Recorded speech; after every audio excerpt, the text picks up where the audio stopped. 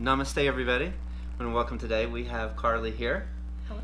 And so we're going to go through the same series of questions that I always ask, and then we'll dive in a little bit deeper. So the first question is, how did we meet? How do we know each other? So, a long time ago, we met at in a land far away. Yes, well, really, in Kansas City. We met at a yoga studio that we both were working for at the time. You were teaching, and I was in my yoga teacher training. And I remember I was having kind of a hard time connecting with some of the teachers, and I was going to your class. I had just found you, and I think I'd been to, 2 or 3 classes, and you were at the end of class.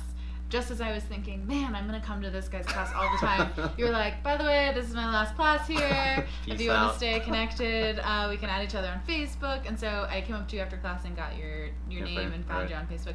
And then I don't think we had a whole lot of interaction. You opened your studio in Kansas City, and I went a handful of times. And then you reached out to Kansas City yoga teachers to do about the possibility of doing workshops in your space, and so I reached out about doing a mindful eating workshop, and you said yes. And then I remember at the end of the workshop you were like, whenever you want to come teach, come work here for me. And so the rest has been history as far as then we we're together all the time at the studio. That's true. Yeah.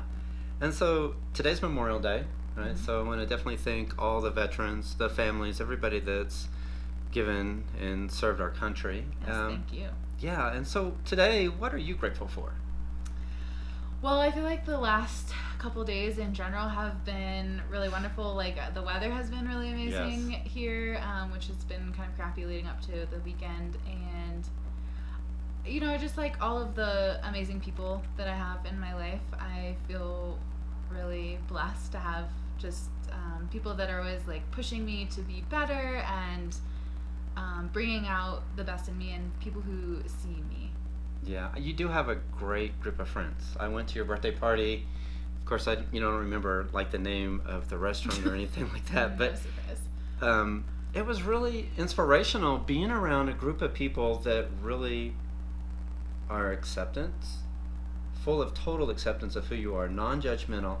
And I don't remember the sweet little girl I sat next to, but it was the first time I met somebody and kind of revealed to them that I had like fibromyalgia and the reasons why I relocated to Colorado and why it was like on the top list. And she was so understanding and so empathetic and so amazing. And then there were some other couples, and then my wife sat next to a guy that's actually like teaching yoga at the Honeymoon Festival coming out. Yeah. So it was just, you really are truly blessed with the people that are around you, because there's no judgment. It's truly unconditional love. You have a great group of friends, and you should definitely be thankful for all of them. I think one of us, Hannah, that's been over here. Mm-hmm. She calls me Uncle Carrie now. So yeah, you definitely have some great friends. Kind of looking back in your life, or maybe the last few years, who has had the most positive influence in your life, or maybe a mentor in your life? I feel like in my adulthood and in my career, mentor-wise, you have definitely been thank you. One of the biggest and brightest. Just because, and not just from a yoga standpoint, but I mean, I feel like our friendship, we're so close, and we, even our families are connected. I mean, I was babysitting your grandkids. That's true. And we talk like once a week, or we try to talk at least once a week on the phone. It doesn't always work out, but you're right. And just feeling like, I mean, we have this professional relationship, but we're also just really honest with each other and friends, and raw and authentic. Yeah. And we know each other's secrets that we don't share with anybody else. Whether or not that's a good thing or not, but Yeah. So it's really been a blessing having you in my life. So I definitely appreciate you. I could say the same about you. You've given me definitely advice and understanding and knowledge through this journey at a very open perspective, especially when there's times when I'm struggling with certain aspects. I can reach out to you, and you're just telling me from your perspective of what you think would be great. So I think that's definitely mutual. So well, and I think we make a good team as far as I hate to use the stereotype of traditional yogis being flaky or just kind of a little more scatterbrained or all over the place, but I feel like between the two of us, we can remind each other of the important things and complement each other in the ways that we operate and the ways that we work and think. So that's true. Yeah, we're really grounded and we're methodical. We don't always act emotional. right? We're going to process this information, and we're not like, well, let me get back to you on this, Karlee. And you're the same thing with me. Right. Let me think about this, and I'm going to get back to you. Right. And I think both of us appreciate that like boundary that we set for ourselves. Yeah, it's a very healthy boundary. Yeah. That we've set, and I think boundaries are an amazing topic, and maybe we can dive into that a little bit today. You know. I feel like I'm getting better at them. Yeah. I haven't read that book that you I was going to ask you if you read the book. Yeah. Not yet. It's on my list. It's right. like, under the other 5. Yeah, but it's in there. Let's talk a little bit about your transition from Kansas City to Denver. And why did you even come to Denver? Why did you leave Kansas City? So I grew up in Iowa. I've been in the Midwest my entire life, and right. I had some family here, like aunt, uncles, and cousins in okay. Denver. And so I'd been coming out to visit pretty frequently, and I was like, I should really just stop spending money to visit and just spend money to live here. And I've always had a draw to the outdoors, and I right. felt like being in the Midwest, like even if you're in an area where you could go hiking, on the flat right. ground or whatever, it's not the same. And I wanted to be able to do more outdoorsy things year round rather right. than in the Midwest you're just kind of like stuck inside yes. while it's snowing. So and then I think also as much as I love the Midwest, I also feel like my personality and kind of my worldviews don't always fit in. I think there's gotcha. always a spectrum of like personalities and ways of thinking wherever you're at, but I feel like in the Midwest, and I don't want to make a generalization, but right. I do feel like it's a little bit more restricted and like maybe yes. a little bit closed-minded. And so I was looking for a place too that I felt like I could really express myself, but also share those beliefs and help others who are kind of on that path. I completely understand. Yeah. To the T, where you're at, right? So what have been some of the challenges that you've faced in Denver that are unexpected? We always have unexpected circumstances every single day of our life, right? I mean, yeah. that's just part of it. But yeah. what were some of the big ones that were challenging that you didn't think you were going to encounter leaving Kansas City and coming to Denver?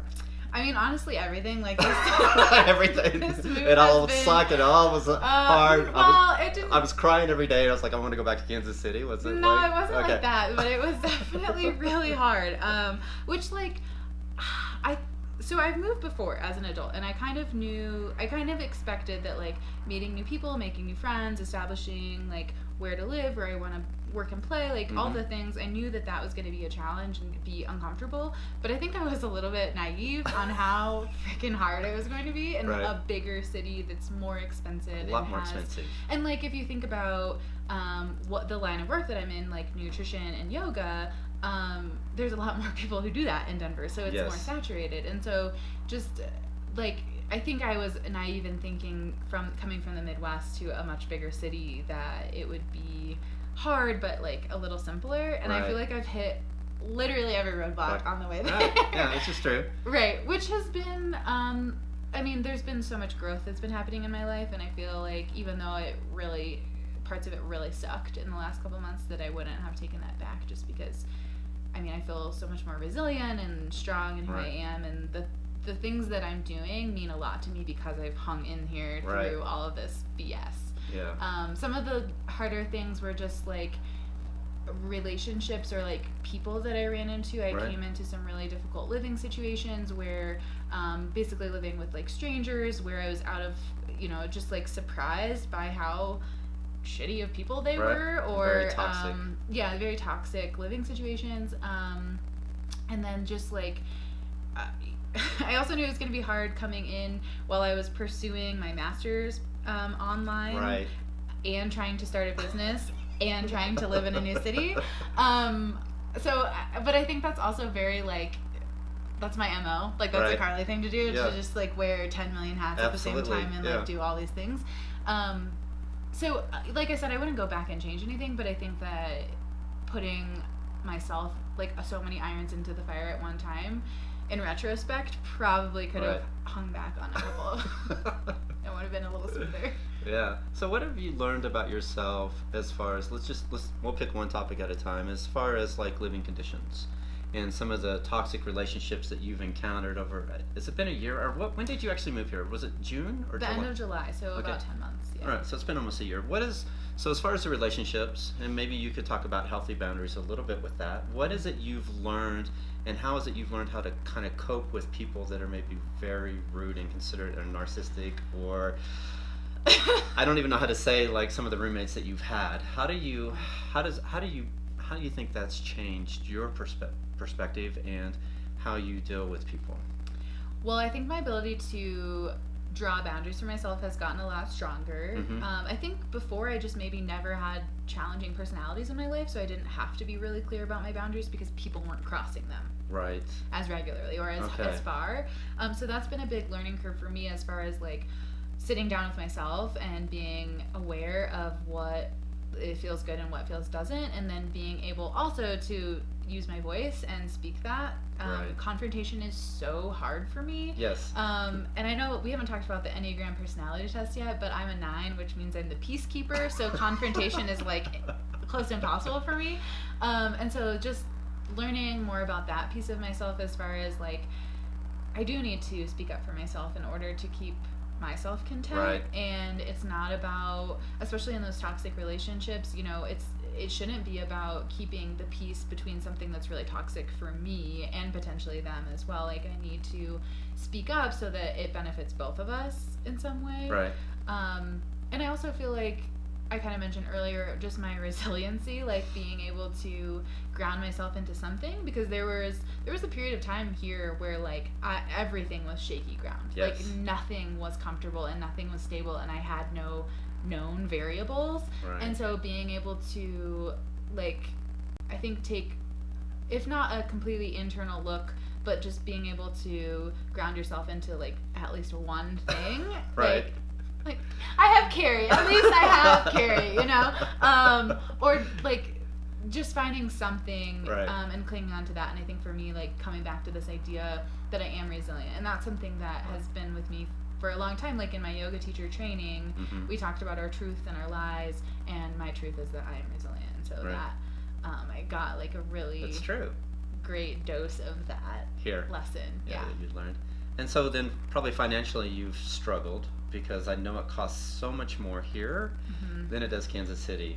I mean, we spend a lot more for property here than we did in Kansas City. Right. It's very expensive. I mean, we're in the mountains, and I know it's a little bit more affordable in Denver. But so what are some of the challenges that maybe you encountered that you didn't expect as well, especially maybe with rent and working? And I know you were teaching a lot of different yoga classes at one point, right? At different studios. At one point I had 8 jobs. That's what I thought. I thought it was a lot. I thought you were like all over like Denver. Like I sat down with like this business coach, and he goes, "Let's go through your streams of revenue." And he was like, "Oh my god, you have so many." And I mean, some of them were like I would walk like 2 dogs a week or something. Right. So it was like 2 hours. But so still, it wasn't really a right. you know. But you did everything you could to financially just make it through. Yeah, right? and thank God I had a pretty significant savings account when I got here, right. because if I hadn't, like, I don't know, I think part of it was me just being stubborn too, as far as like my business will take off. Like right. I don't need to get a waitressing job or something, because right. I like have worked those so many times where I'm like, I refuse to do right. that again. But the reality is that I could have done it differently and been a little more financially stable, but also a little bit more like probably physically uncomfortable, because right. I have some kind of physical like chronic pain ailments right. too, and so just knowing that I wanted to do what I could to like avoid being in that situation. And yes. I mean, there's always some give and take. Part of your healthy boundaries. Right. Which it really includes finances. A lot of people don't think about that, but right. when you spend your money and your time and your resources, it's truly a healthy boundary. Right. Right, and we all should have a certain threshold and never cross that. Totally. Because then that just endures more stress. Right. You know, if you have too much cars or house payments and too much debt, right. then you're just having to work more and more stressed out. Yeah. So now how many jobs do you have? I have 2 jobs, I think.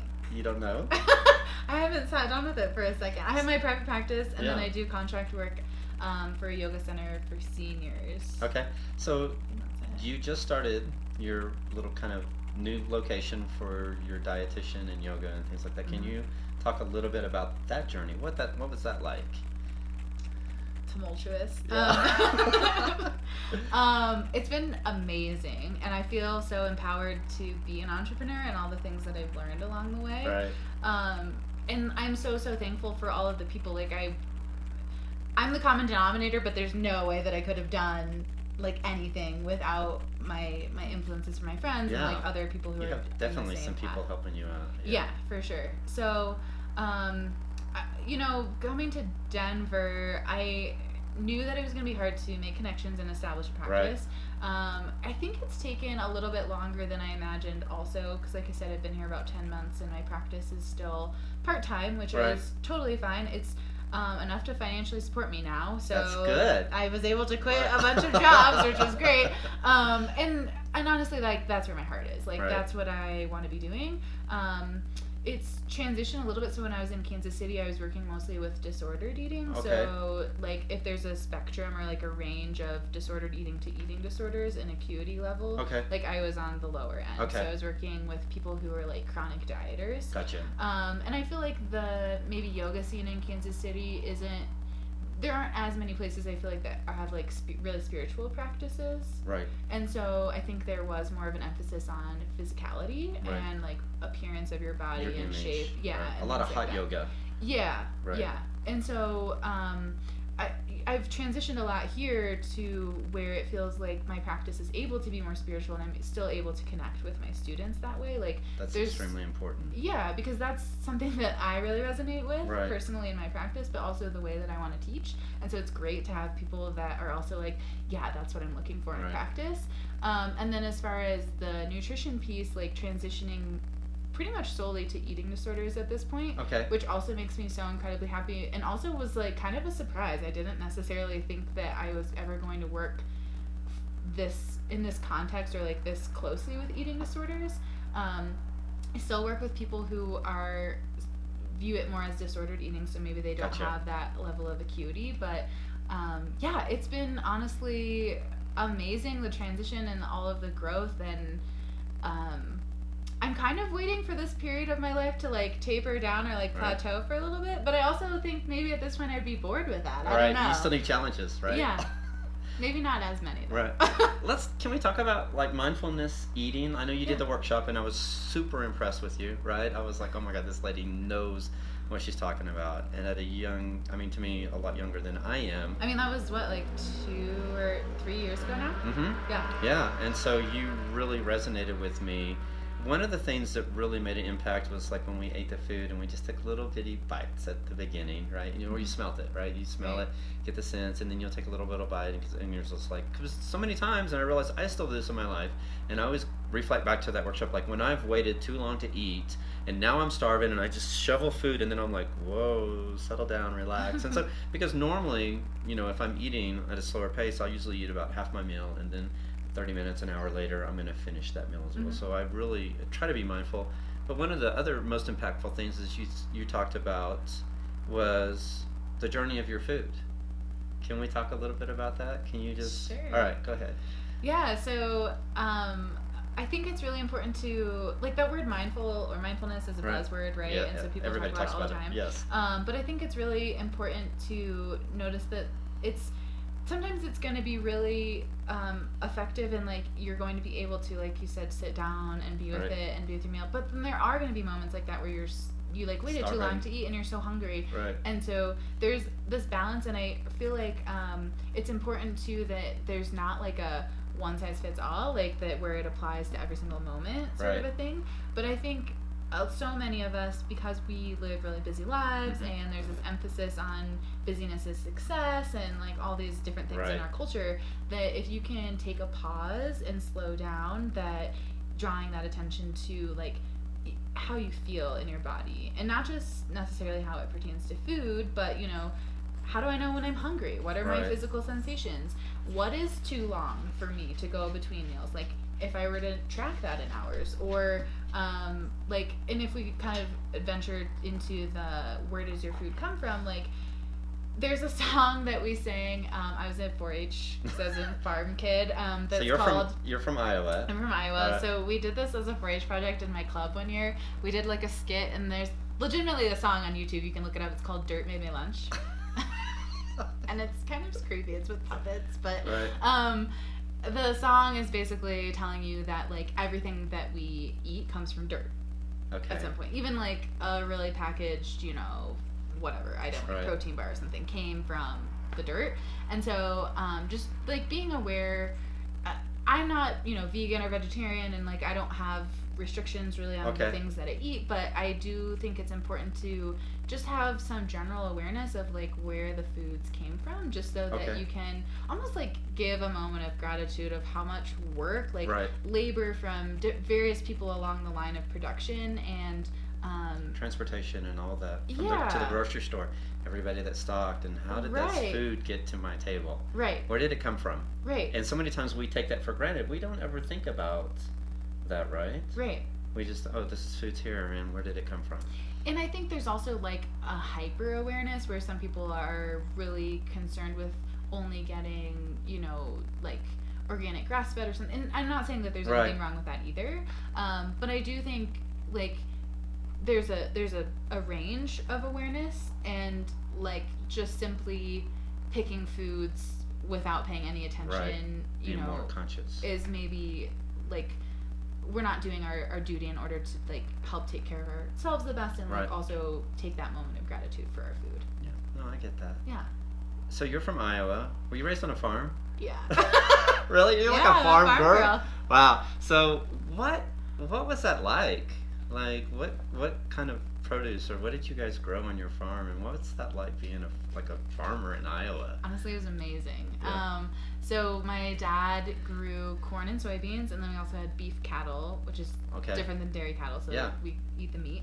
And we didn't ever like raise the cattle to sell to market. We would just sell like the calves, who would then be sent to like a finishing facility. So honestly, yeah, it was amazing, and I felt like I always had this connection to the earth because my dad is so full of wisdom. He still has his wisdom teeth, that's why we say he's so wise.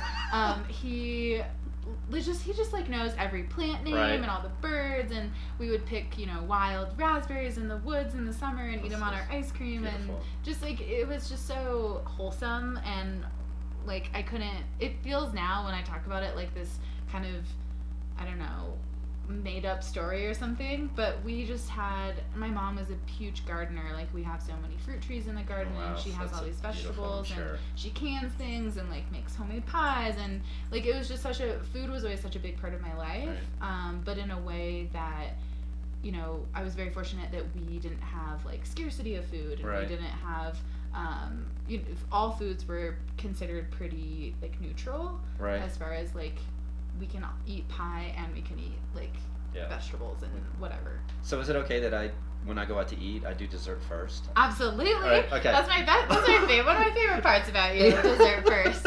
I did that the other day. The other day when we went to your birthday party, I had to get dessert first, and everybody's looking at me. It's like, that's what I do when I go out to eat. Yeah, it's the best appetizer. I noticed most of the people that I was in the military with from Iowa had a really great work ethic. They were very respectable. They didn't interrupt. They always kind of paused, and they were methodical, and so I don't really have any negative memories from anybody from Iowa. They're all I realized most of those people were just hardworking, down to earth people. So I always have a lot of respect for those farmers and those people. How do you think that kind of influences where you're at today? Do you think like being raised on a farm's kind of made you more mindful and more respectful and more understanding? Like if you were always in the city and you just went to the grocery store, you maybe didn't have that same kind of concept and understanding? Yeah, I think so, because especially with the livestock piece of it, because I think you've seen like videos or like brochures about the mistreatment of animals, and it's so hard to know like where that footage actually came from and how long ago it was, and because knowing what I know on the back end of farmers in general and livestock production, like that is their livelihood. They wouldn't mistreat it because that's how they're earning money for their own families and their own, to get their own food on the table. And so that makes sense. Just learning more from growing up, but then also trying to dive deeper into the areas. Like I know mostly about beef cattle, but I don't know about like pig production and chickens, and so like I've toured Monsanto and I've toured like all these other different farms to try and educate myself on like GMOs and all these different things that consumers are going to have questions about.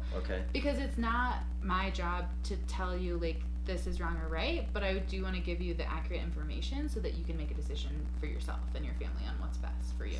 So I'm going to ask you, I mean, should I eat organic, or is it okay for Monsanto? I mean, I know you're not going to say that, but what did you learn from that experience when you took that tour? So I feel like it kind of demonized all of the hype and stuff media around Monsanto, because so I'm going to talk about GMOs for a second. Okay. So GMOs in particular are really helpful for farmers because they're raised so that the seed is resistant to certain pests and weeds. Right. And so, for instance, there's a soybean that I don't remember the name of it. It's genetically modified so that it's resistant to a very particular kind of bug. Okay. And a particular kind of weed. And for every 10 seeds that are in this bag, 1 is not treated with the GMO. So that those bugs still have something to eat so they don't die, because they would kill the bug population. So they're going to eat that one plant and not the other plants. Right. And then also the weeds potentially would still, so they're not completely killing off species of plants and bugs. Gotcha. And the idea that GMOs are harmful, I think gets misrepresented so often just because they think that that they're changing the DNA, which they are. Right. But which sounds scary and scientific, but the reality is that even before we knew how to change exact DNA strands, we were using GMO products because Native Americans or way back in colonial days, they would take the best products, the best produce, and repollinate them with each other. Yep. And so that's GMOs also. So true. Really, if we're gonna eradicate GMOs, we gotta go back to Native Americans, thousands of years ago. And so yeah, I think that's a pretty tangible example of GMOs are helpful. Right. And using the GMOs reduces the amount of chemicals that you have to put on the crops then to also, keep the pests down. Right. So what do you think about organic types or Monsanto or what is your perspective on those? I mean, I think it's a personal preference. Okay. I think from what I know, the research and the evidence that I've seen, I don't know if there's really there's no difference nutritionally between organic and not. It's really your personal preference as far as which types of chemicals, because organic produce use chemicals also. Right. Just different kinds. Yep. Perfect. Okay. Let's talk about a little bit about mindfulness and spirituality within yoga. Can we go down that road a little please. bit? Okay. So, our journey went through teacher training exactly the same, same studio. And it was kind of lacking some of that spiritual guidance that we both were really hungry and thirsty for. Yeah. And I realized that a lot in the Midwest, that a lot of those studios within that realm do not offer that spiritual aspect. And that was one of the things that was really deep in my heart, was that when I lead classes, I don't want to preach and I don't want to say certain things that I guess give you a negative aspect, but I want you to find the spiritual enlightenment within yourself and that journey and that path, and for whatever that means to you and each and every single person in there. That's what I was hoping for. And so then when I did my 300 hour, it was completely opposite. It was all bhakti. It was all about really honing in to what is that spiritual aspect. What is it you're really hungry for and thirsty, and how can you feed that, nurture that, and how can you give that to other people? So within our realm of our history, a lot of it was how you look, right? It was about an image. Even in the studios within the Midwest, they only want to hire certain people that have a certain type of look and a certain image. And I really, it kind of gets under my skin, because that's not what yoga's about to me at all, right? So what, if I was going to ask you, I'm going to ask you 2 questions, right? So the first one, what does mindfulness mean to you? And then the second one is, what does yoga mean to you? So mindfulness to me is this internal awareness and attention to the present moment, whatever that is. And I think for a lot of people, and especially with, we said, all the buzz around mindfulness, it's this draw towards what you think is perceived as positive. So I am, regulating my food intake, or I am really present with Carrie right now, and it's all positive, which is great. And that's definitely a piece of it. But I think the other piece that people don't want to lean into, because it's hard and it's scary and it's uncomfortable, is that you can also simultaneously hold space for this really negatively perceived emotion or feeling or whatever it is. And I think for me, that's like leaning more into that side of mindfulness has been really hard, but that's where the growth is. Absolutely. Because all of that hard stuff that you're trying to bury and not be mindful with, that's going to show up in other areas of your life in some sort of negative fashion. Yeah, I always say the most difficult conversation is the one we need to have. Yep. Right? And you realize the that. The thing you want to run away from. Right, and I tell you that all the time. Like, Karlee, just have that conversation at some point, right? So did that explain what yoga is as well, in a sense? Or what is yoga? What do you perceive? I know, because I know it's not, to you, it's definitely some mindful eating, right? It's definitely relationships. What is yoga kind of, I mean, if you could describe it, what does yoga really mean to you? Because it's not just going into the studio and doing a hot sauna practice. Yeah, I actually haven't been to a studio to practice in several weeks, so it's clearly not that. So the Sanskrit word for yoga means to yoke or to unite, right? So I think that really symbolizes all of, like, it just like tethers everything together for me. It's like all encompassing, all consuming. And as someone who doesn't claim a religion, like, I think a lot of people are fearful that yoga is a religion and maybe stay away from it from that like aspect. They're Hindus or something, right? Right. And or a Buddhist monk that's just sitting there all day meditating. Right. It's definitely not that. But for me personally, yoga has been such a spiritual practice that it sort of replaces that, like, need for religion, I guess. It's not as structured, and it's not a structured religion. Yeah, right? And it's like just me, like, I am my religion, you know. Right. And so I think that's a big piece of it. Just if I'm talking about me now, if I'm talking about yoga, like, for everybody, it's really morphed where, like, we said in Kansas City, it was based more on this physical practice and appearance. And as I'm diving more into the spiritual side of things, and as I become more of an activist in my role, not just on the eating disorder side of things, but as an advocate for all bodies, my yoga practice has to include that, and I want it to desperately. And I realized that I fit this stereotype of the traditional, or not traditional, but like the yogi in America, right? This like thin, able-bodied white woman. Yes. But I want to make yoga accessible for everybody. Like that is my passion at this point, where it's, and will be, where it's not fair that there are people who are intimidated to go to a studio or a class because they feel like they're going to be judged, or they feel like they don't fit in, or they feel like they can't get into the shape. And so I want to make sure that yoga is accessible for everybody. That's perfect. Right. And I know we'll do this at the end, but we'll provide all the links and information for people to find you. Great. I'm sweating now. Got really heated on that one. Take a drink. So you're incorporating mindfulness in your dietitian aspect. How do you think that's kind of transitioned? Well, I'm going to ask you a few questions. So one of all, how do you feel like the last 10 months that you've been in Colorado has transformed your mindfulness, your yoga journey, your spiritual journey, being here compared to not only Kansas City, but growing up in Iowa?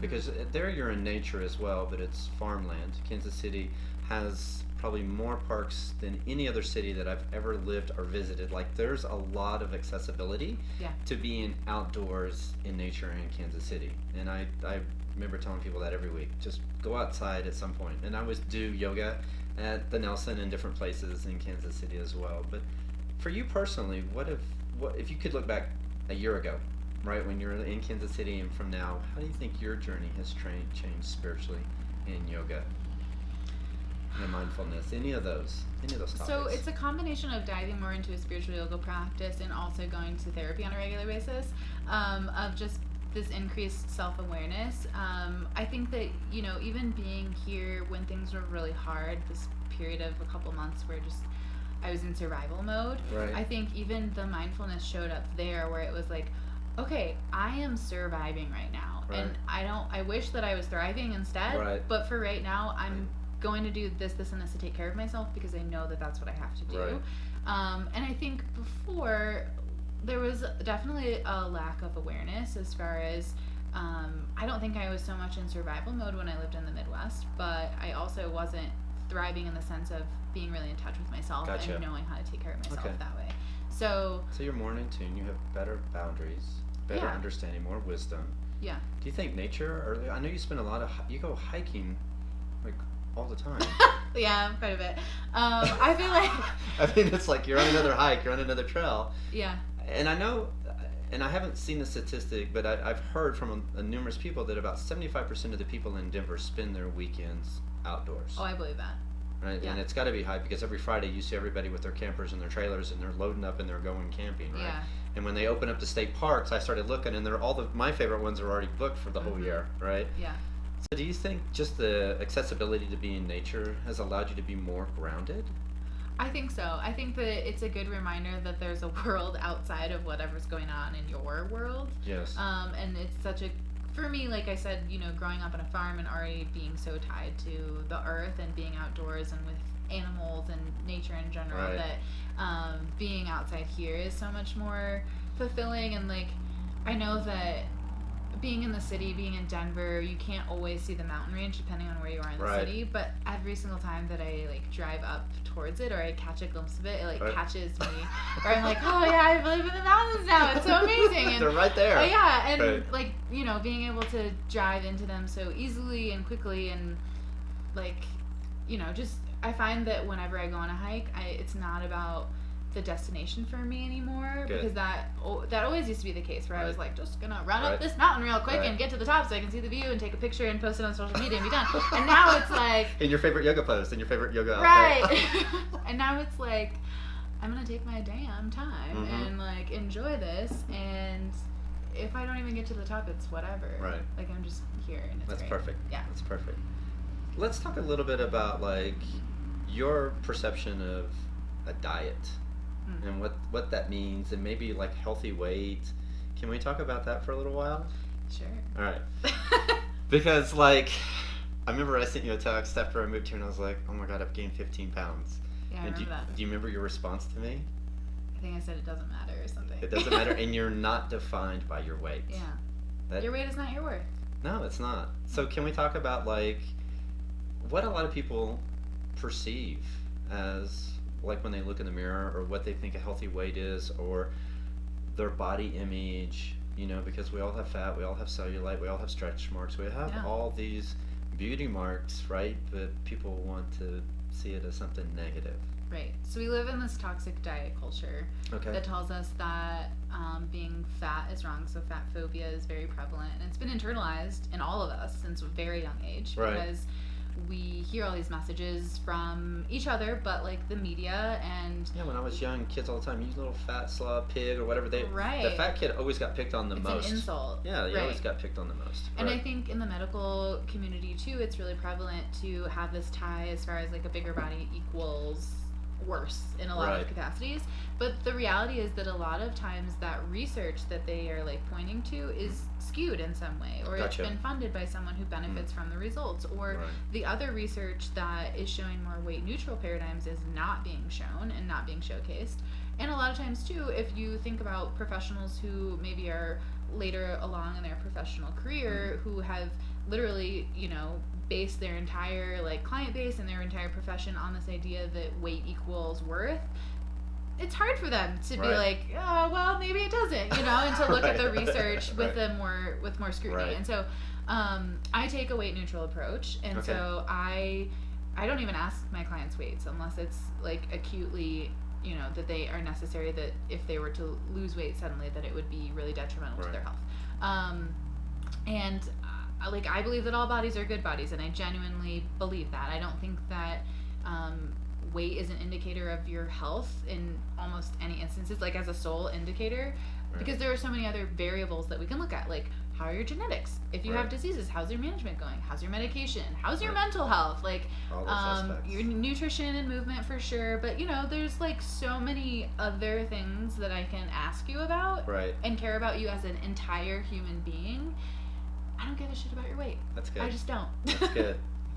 So what do you think some of the biggest hang-ups are, and how do you kind of help people get over some of this if they come to see you? Like if I'm so focused on my weight, Karlee, I've gained 15 pounds. I know you tell me this, but then I go look in the mirror and I go hop on the scale. Right. How do you help your clients?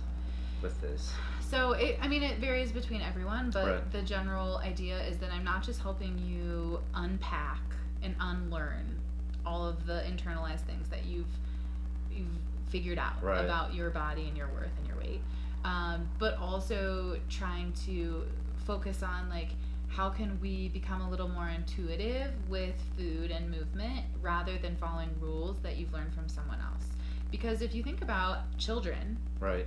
they know how much they want to eat. They Yes. know what they want to eat. They know how much they want to play.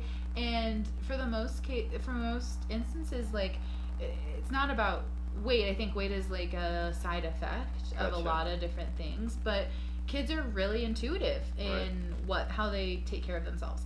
And then it's along the way as we come into adulthood that we learn being a certain size and shape is wrong. Image. Right. Or like eating certain things or moving a certain way is wrong. And so there's like all these rules and guidelines that have been set for us when it's really something that each of us need to figure out on our own. Awesome. What do you think as, I guess my other question is, because isn't there like a dating and something like you do? What is this? Dating without disordered eating. Yeah.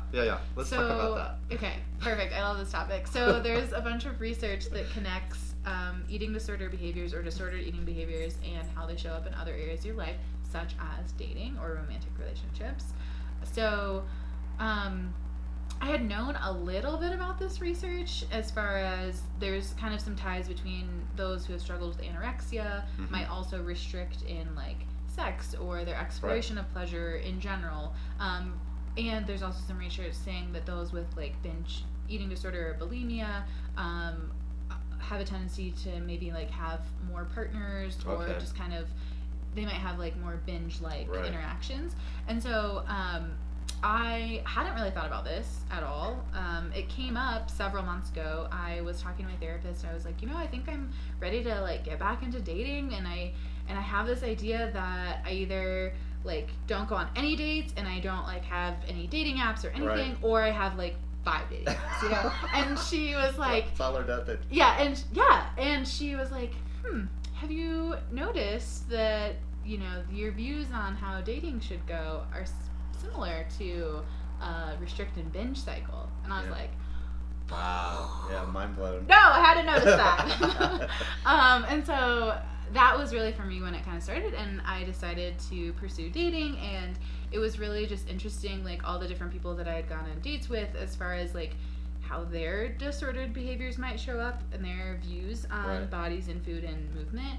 And also it was a really tangible example of boundaries for myself. Like, hey, I noticed this thing that you said about yourself and your body that I don't think is very kind. And I'm going to say something because it's triggering to me. And also I don't think you should talk to yourself that way. And it was like, okay, we can have a conversation about this. Great. Oh, we can't have a conversation with this? I don't think we should continue seeing each other, Or like, just kind of, it came up in several different ways like that, where it was, I don't expect that everyone is like in the same place as me as far as like being an intuitive eater, but I also expect that if you want to continue using my time and energy and spending time with me, that we are able to have a conversation about it. And if you're unable to at least like stop talking about those behaviors, if not engaging in them, then that's kind of the end of life. So you just realized this recently? Yeah, like in the last 6 months. Yeah, so since you moved here. And so I guess that's kind of exciting. Yeah, it really was. I mean, it's like empowering, liberating. I know we talk about our therapist sessions a lot. Yeah. And I really believe in therapy, and then I believe that a lot of people should do therapy, and I think that would really help a lot of people in America, with a lot of the aspects. What is your take on therapy? I think everybody needs to go. It has such a stigma around mental health in general, and I feel like a lot of people's idea about therapy is that you have to have something wrong with you in order to go. And the reality is that all of us have emotions. We're human beings, and we have a complex set of feelings, and things are going to come up where you will need a therapist, and whether or not that's on, you know, every week or like every couple of months or just maybe once a year or whatever it looks like for you. I think, you know, we have standardized like physicals at your physician, right? You should go see a mental health professional once a year to just check in and like see how things are going. No, I agree. My therapist here has been so amazing and life-changing, and she really gets me. I think that's very important too, is to make sure you're comfortable with your therapist. Right? Oh, yeah, because if you feel like you can't share things with them, or if you feel like their response back to you about different things is just like unsettling in some way or not jiving, then I do think there is a little bit of privilege associated with being able to go to therapy on a regular basis, like financially and just like your time constraints and everything. But if it's feasible and you're not driving with your therapist, I mean, it's within your best interest to find someone else. Yeah, I've been really blessed that I've got one here that's really amazing. Actually, here in Evergreen, so I don't have to drive very far. Amazing. Mine's a little bit of a drive for me, but it's worth it. Yeah. I also get like acupuncture and myofascial release once a week. So I think the nurturing aspect of here, I've been able to really connect within this community with a lot of people. I've noticed one thing different though, like when I go on hikes and trails and things like this, I feel like people like will stop and talk to me. Do you get that a lot? Like complete total strangers you've never met, but will sit there and talk to you for like 5 minutes about everything else that's going on. I guess I just always thought it was because I was a friendly Midwesterner and I would say hi first, but I think that people are really nice too. Yeah. Like the other day I went on a hike and this guy was looking through his binoculars and I thought he was bird watching, but I was like, what are you looking at? And then he said, a climber, and I thought it was a kind of bird because in my mind, you know, that was the story that I was writing. And he was looking at someone rock climbing, like real far a mountain away. Yeah. But he just stood there and talked to me for 5 minutes, and he didn't offer me his binoculars, but he was trying to help me find her on the mountain. And, yeah, that's hilarious. Yeah, you just like can learn so much from people. How do you feel about yourself? I mean, what are the feelings that you feel different now than you did maybe a year or 2 years? And not saying that Kansas City we didn't always feel better. I mean, for me physically, I feel so much better here than I did in the Midwest. And it's not just Kansas City, but it's anywhere where the barometric pressure and the temperature changes shift so much that it truly affects my health and well-being. So here, the days that we get our storms are the days that I feel really bad, and then the day after it's like it's a really big recovery day. But I could say me personally, I feel a lot more nurtured here. I feel a lot more grounded. I feel a lot more connected. I truly do feel a lot more unconditional love and accepted in this realm. And that's just me personally. I feel a lot more joy. I wake up every day just very blessed and thankful. I mean, you see where I live, I think that plays a big role in that, because I just full of gratitude that this is my front and backyard. I want to live here. Everybody says that. What do you feel different over I would say, I mean, compared to today, if you could go today, maybe even 6 months or 6 years ago, what is it you feel different about your life and your journey? I mean, physically, I do feel some differences too, because I struggle with chronic like sinus issues and some other things, but mostly that has changed by moving to Colorado, just because the changes in the barometric pressure and the humidity is not as great as it was in the Midwest. It's so nice. Yeah, so I've had significantly fewer headaches and migraines, which has been amazing. I think, you know, mentally a lot has changed. I'm also 27, so this is the time of my life where like everything is changing. I don't think I've ever asked you your age. I have no idea how old you are. None, ever. Well, now we know. I'll forget it though. Yeah. So yeah, I mean, looking back retrospectively, I've grown a lot, but that's not really, I don't know if that's really saying that much, just because I'm of my age, and I think I've leaned more into the growth. I mean, my intention for last year was to get comfortable in the uncomfortable, and I think that that's really hard, but I was able to do it, and I think like mentally and spiritually, I'm a significantly different person than I was. Yeah. Even in the last year. I think you're definitely a lot happier. You've grown and matured a lot more, and you understand a lot more about healthy boundaries. And I know that's because all the unforeseen circumstances that really were shoved in your plate, and you were backed into a corner so many times, and you have nowhere to go. Right. You could always go back home, you could always go back to Kansas City, you could always go somewhere else, but you chose to stay here, right? Yeah. Do you foresee this being like a long-term residence? Do you think you're going to stay in Colorado like for a long time? I think so. I think if not Colorado, then like somewhere in the mountains, and I think West Coast is calling to me more than anything, or like west part of the country. So, yeah, I mean, I have no real desire to go back to the Midwest. Sorry, Mom and Dad. Right. Just further from Iowa. Yeah, and again, but you go visit. Like you were just home like a couple weeks ago, right? Yeah, I flew back. It's a direct flight. It's really easy. I mean, you go visit them all the time. Yeah. What do you miss about Kansas City? I miss some of my really close friends there that I made, and there's a burrito on West 39th Street that is a surf and turf burrito. It has steak, shrimp, and curly fries inside it. They have I miss that. Amazing restaurants in Kansas City, and they're all so accessible. Yeah. I really like, the arts and entertainment. I loved, the Crossroads and First Fridays. Yeah.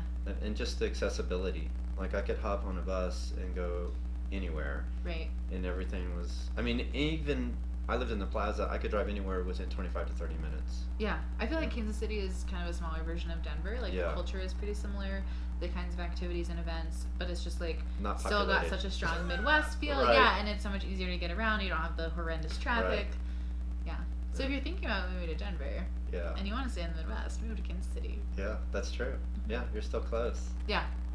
Yeah, that's nice. What have we not talked about that you would like to share? Anything about your story, your journey, or anything about yoga, diet, exercise? What is it that we haven't discussed in the last few minutes that you would like to cover? Is there anything at all? I think just in general, like if you feel like you're someone who has a curiosity about something, whether that's like anything that we've mentioned in this conversation, that to just ask questions and to like lean into that a little bit, because I think so often there's this tug from our intuition of like, oh, I'm like drawn to that for some reason, and for whatever other reasons we don't pursue that. That attraction, we're scared. Yeah, I think that fear is a big block, or whatever it is, and maybe it's something that's like waiting for you in that quiet, in that stillness that you need to sit with. But that intrigue and that like intuition calling to you, I think that is really important. And a lot of times, whether it's through diet culture or through like other messages that tell you to act and be a certain way, we just ignore those internal cues. And so I think that if you have any sort of curiosity or like questions, or even if you feel like defensive or like pissed off about something, that's worth exploring. Yeah, those emotions, the desire, and why are we wanting this, and something that has like a charge to it, you know. So find a mentor, find somebody, find a therapist, find anybody you can, right, to help. And I think like seeking out different sources with different points of view than your own too, because I think we are transitioning more, unfortunately, kind of to a world where we like get lumped into categories, where we like put ourselves in boxes, where we're like, oh, you're a yogi, so that means I can make like this and this and this assumption about you. Gotcha. Or like you're this political you're party, so whatever. And so I think that like exploring different facets of types of people and where you're getting information is also really powerful too, because it is important to meet with people who are different than you. No, I agree. And you touched on a lot of topics too. Like when you talked about media, I always go back. My wife travels with her job, and she was in St. Louis one year. And do you remember when the Ferguson riots were occurring? So I went there to take photos, and everybody in my family and friends thought I was crazy because I'm going down here to take photos. But I realized, like during the day, that it was completely normal. Everybody talked to me. They asked me if you doing okay? What do you? I had cameras, so they obviously knew that I was something, but there was a reason why people were doing what they were doing. There was a reason why riots were occurring, right? And there's a root cause for that. And I think it's just another good example to not always believe some of those media, right? And to really think of it objectively and understand why are we doing what we're doing, and what are the feelings and the emotions that are driving this and causing this. Well, and I think putting a blanket statement on anything like that is dehumanizing it, right? Like, by me labeling you a certain way, I negate all the other aspects of you that I might have actually something in common with. Right. And so just recognizing that we're all human beings, and whether or not someone is like, way on the other side right. of your way of thinking on this one particular topic doesn't mean that you can't find some sort of connection that's true. with them. Yeah. I and agree. it's like going back to the word yoga in Sanskrit, that yoking, right? Like we're all connected also. Yeah, and find that common ground. Yeah. Find that mutual respect. And I would say an acceptance and unconditional love for our community, right? And just start with yourself. Love yourself, love your weight, right? Easier said than done. I would focus on maybe like acceptance first, like some neutrality, and then maybe working up to love. But yeah. We all have to start somewhere. Right? So I'll put all the links to contact you on this. Great. And I really appreciate your time. I appreciate your friendship. I'm so excited. So, yes, I'm so happy to have you in my life. Yeah, thank you. All right.